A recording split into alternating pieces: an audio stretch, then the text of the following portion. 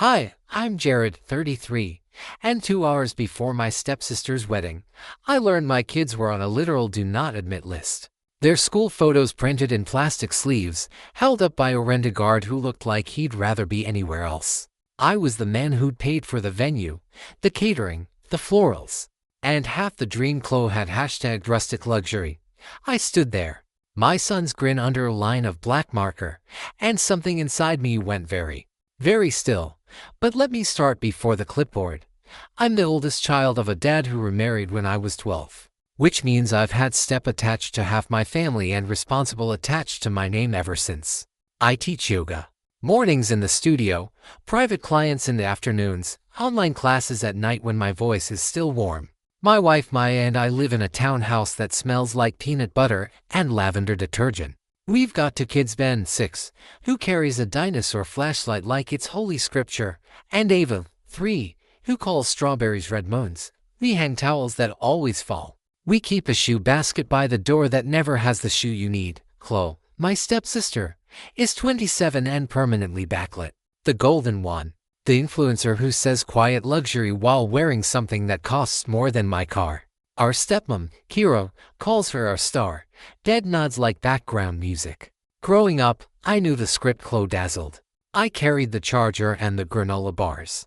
I made peace with being the handler, the guy who fixes the chaos, the guy you call, not the one you thank. It started on a Tuesday in May. I just finished teaching a class when Kira called.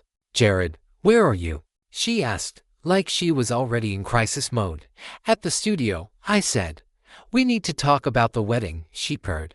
The venue deposit is due Friday. You always step up. Those 4 words have followed me my whole life. You always step up. They sound noble until you realize it's a lease. Dinner at Dad and Kira's house that night was a magazine spread, gold forks, linen napkins, candles that smelled like mortgage payments.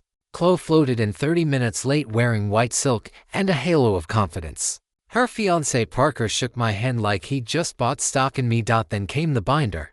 Kira slid it across the table like a contract. Venue deposit, $12,800. Catering, $8,750. Florals, string duo, DJ, content team, bride emergency fund. Total $30,350. We thought you could handle the deposit, she said sweetly. Family, Dad toasted. How much are you and Dad contributing? I asked out. Kira smiled like she'd rehearsed the answer. We raised you. We've always taken care of you. I felt something shift, quiet and dangerous. Maya saw it too. That night, we sat at our own kitchen table, surrounded by crayons and cold pizza, and did the math. We could help a little. Not everything. I texted Kira. We can cover the venue deposit, but not more. She replied instantly, no thank you. Just knew you'd come through. Send by Friday. Friday came. I sent the money. Told myself it was temporary. Family. Then came the slow bleed voicemails about the retainer, the DJ special, the floral rush, each message smaller than the one before. Like guilt inflation. I told myself I was loaning. I told myself I'd keep receipts. I made a note on my phone titled Chloe Wedding. Weeks passed. The kids started practicing their wedding outfits. Ben wanted to wear his dinosaur tie. Eve insisted on sparkly shoes. I said yes to both, because family is supposed to mean showing up. The night before the wedding, Kira texted, final head count. No kids, right? Bride's vision is upscale. I stared at the message. Type back, we're a family of 4, she answered. We'll figure it out. We'll figure it out has always meant you will bend. The morning of the wedding, I loaded the car, snacks, wipes, spare tights. The kids buzzing like caffeine. The venue looked like a Pinterest dream. Strings warming up, candles everywhere. For a moment, I actually felt proud.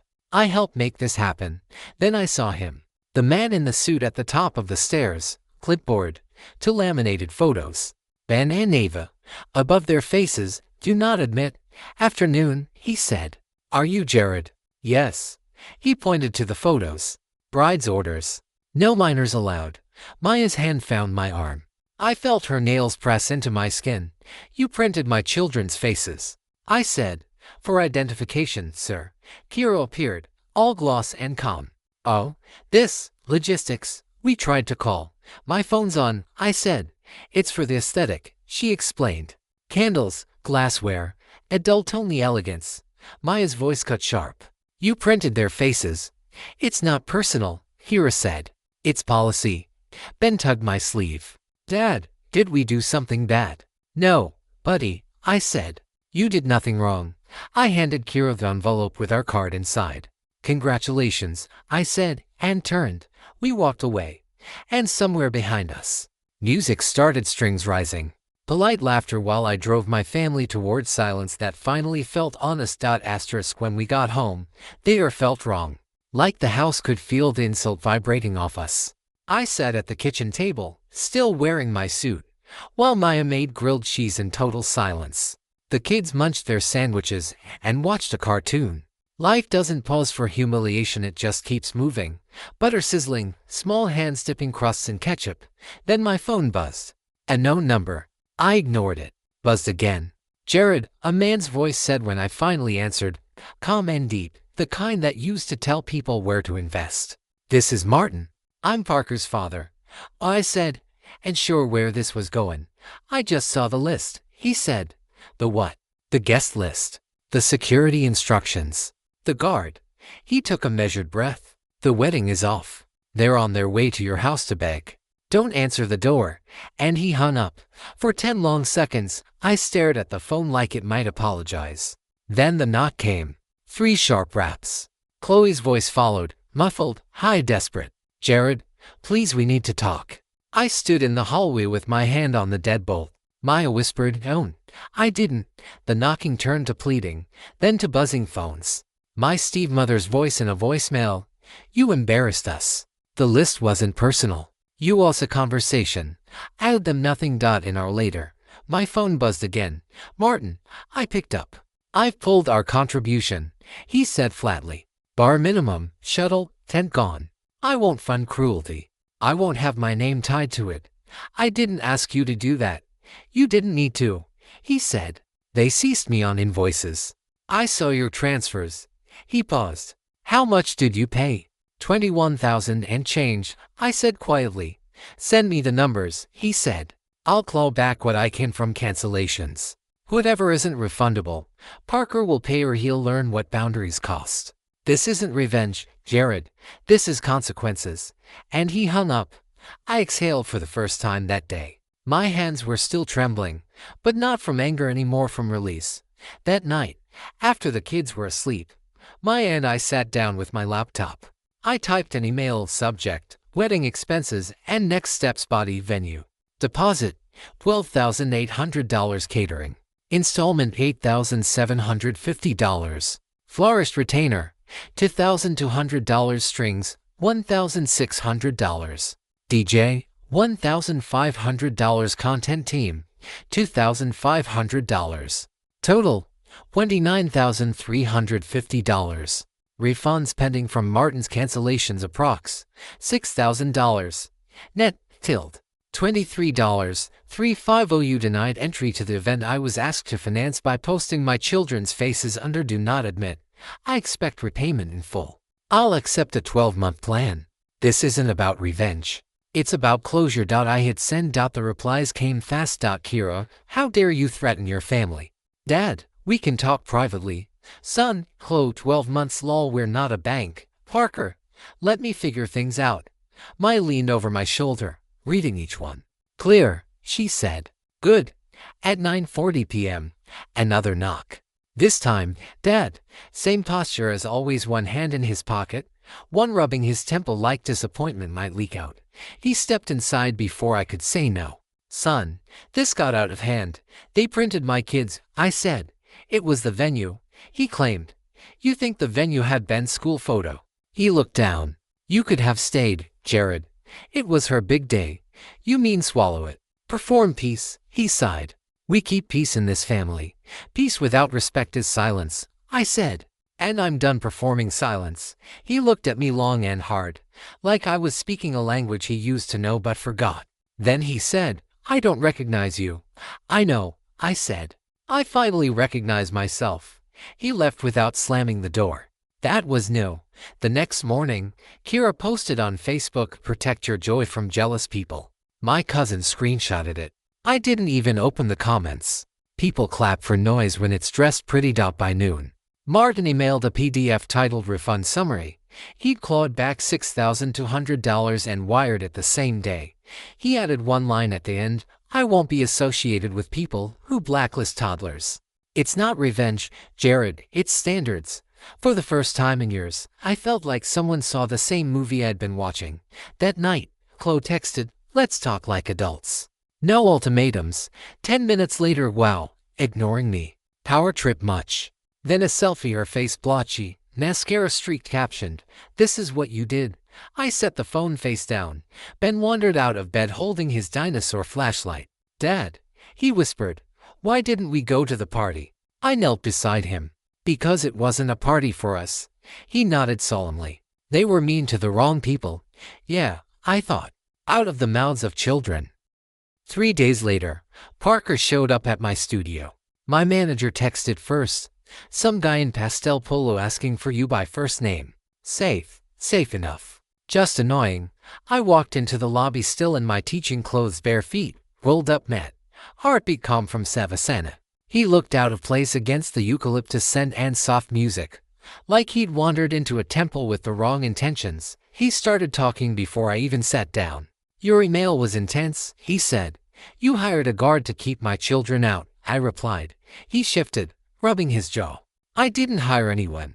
The planner, you didn't stop it." That shut him up. He tried again.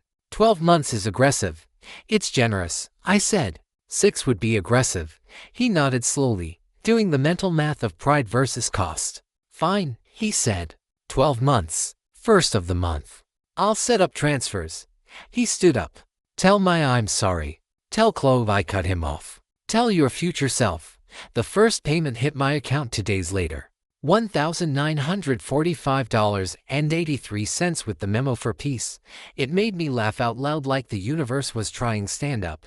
The second payment came late. 3 days late. Chloe sent crying emojis and half the amount. I sent a polite reminder and a screenshot of the balance. She paid the rest an hour later with no comment. Maya read the receipts over breakfast and said, "You're teaching them invoicing."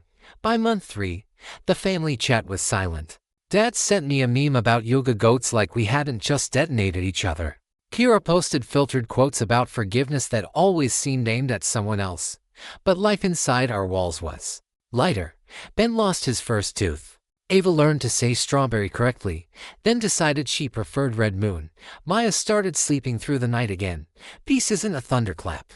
It's the absence of footsteps coming for you. 2 months later, the knock came again.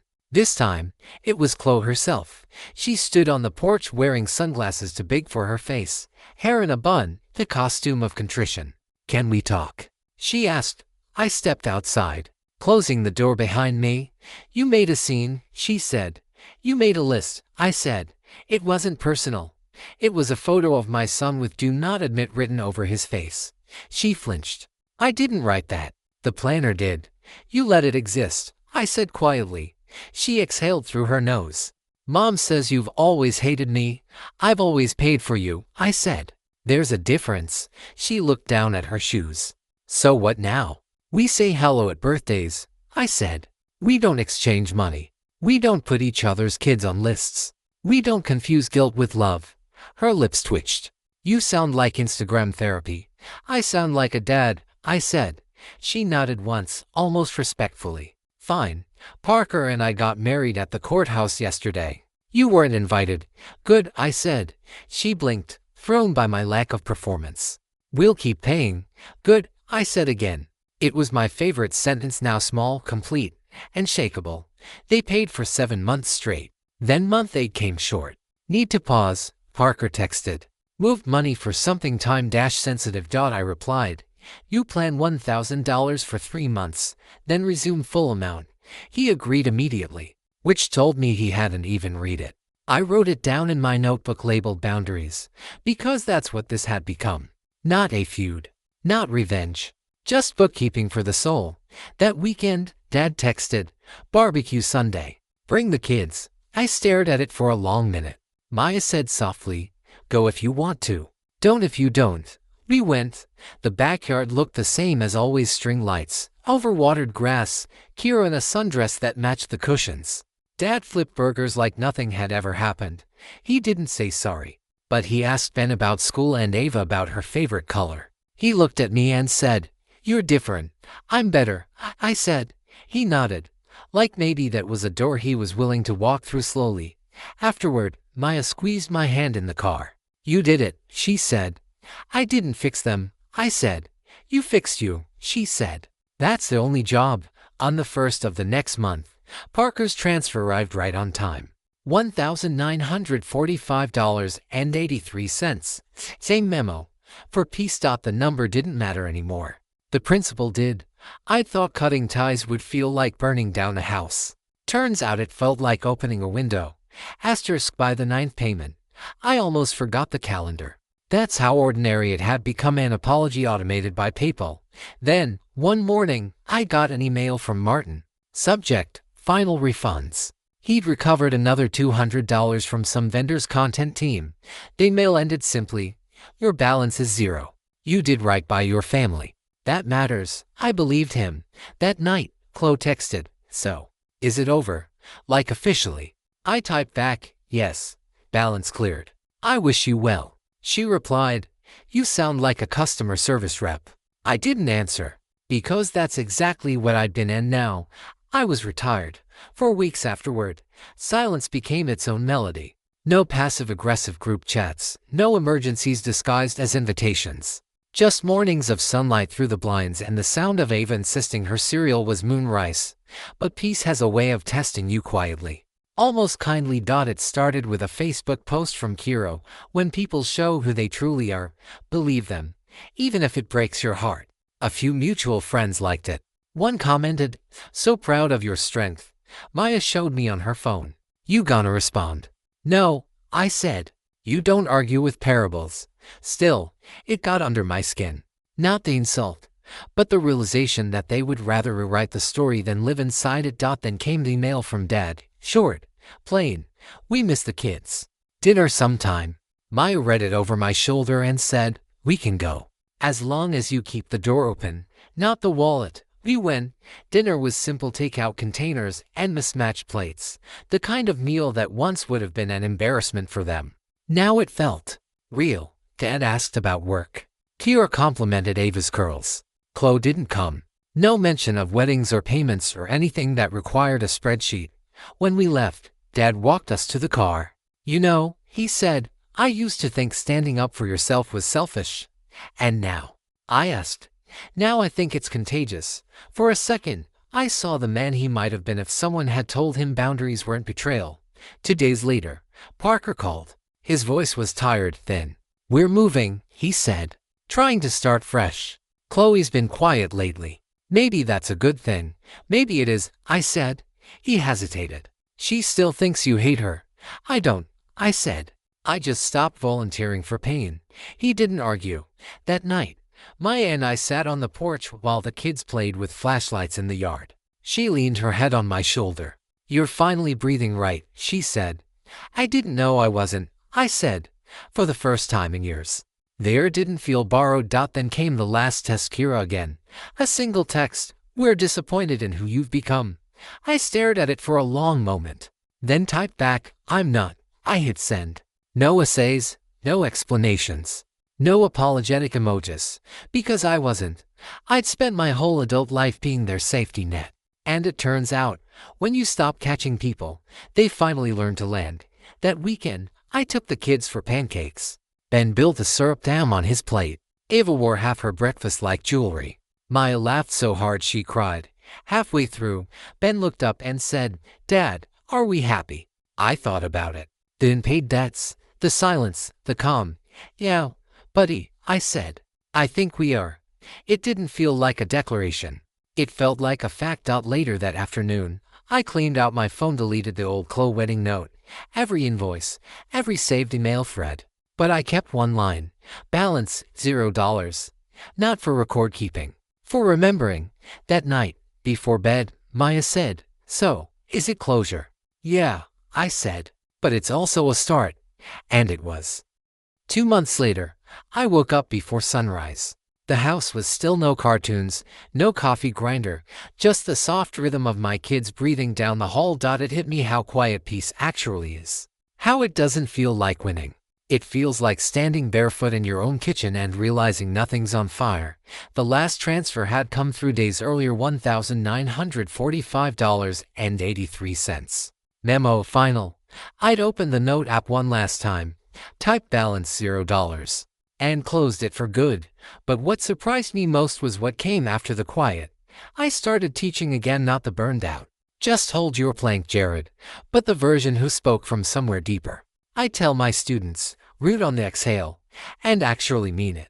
They started coming up after class to talk not about yoga, but about life, boundaries, family, how to stop giving away your spine to keep the peace. One day, a woman lingered after class, tears in her eyes. You said something last week, she whispered. That forgiveness isn't reopening the door. It's just choosing not to stand guard anymore. I nodded. Yeah, it's peace without permission. At home, the energy changed. Maya laughed more. The kids built forts instead of tension. Even the house seemed lighter, like it had exhaled with us. We still saw my dad sometimes. He'd come by with groceries or help fix the squeaky door. He never said the word sorry. But sometimes, when Ben ran to hug him, I'd catch a look in his eyes, a flicker of recognition that love, like trust, can't be forced. It has to be earned back in small, quiet ways. Kira stayed online, spinning quotes into martyrdom. I let her. Every villain needs a mirror, and I wasn't hers anymore. As for clothes, she texted one last time, months later. Hey, just wanted to say, we're expecting. I know we're not close, but I wanted you to know. I stared at it for a while. Not anger, not pity, just a strange ache for what could have been if anyone in that family had learned earlier what love without leverage looks like. Congratulations, I wrote back. Parenthood's humbling. Hope you find peace before your kid has to teach it to you. No reply. I didn't expect one. Some messages are meant to end in silence. That night, I sat on the porch with Maya, the kids asleep, the sky painted with low orange streaks. She leaned against me, tracing circles on my palm. Do you ever miss them? She asked. Sometimes, I said. But mostly, I miss who I thought they were. She nodded. That's fair. Eva's toy windmill spun lazily in the breeze, its creak soft and stubborn, like an old truth refusing to disappear. I looked at Maya. You know what's wild? What? I paid for a wedding I didn't attend. And somehow, it bought me my life back. She smiled. That's the best return on investment I've ever heard. I laughed. Yeah, boundaries aren't walls, they're doors that only open from the inside. And there, under the fading sun, I finally understood what closure really felt like. Not triumph. Not revenge. Just quiet. Just mine. The kind of quiet that means no one is owed, nothing is pending, and everyone stands on their own feet at last. I don't know if Chloe ever learned that lesson. I don't know if Dad ever told her what strength actually looks like. But I do know this. When you stop mistaking obligation for love, peace starts sounding a lot like freedom. And for the first time in my life, I didn't owe anyone an apology for having both.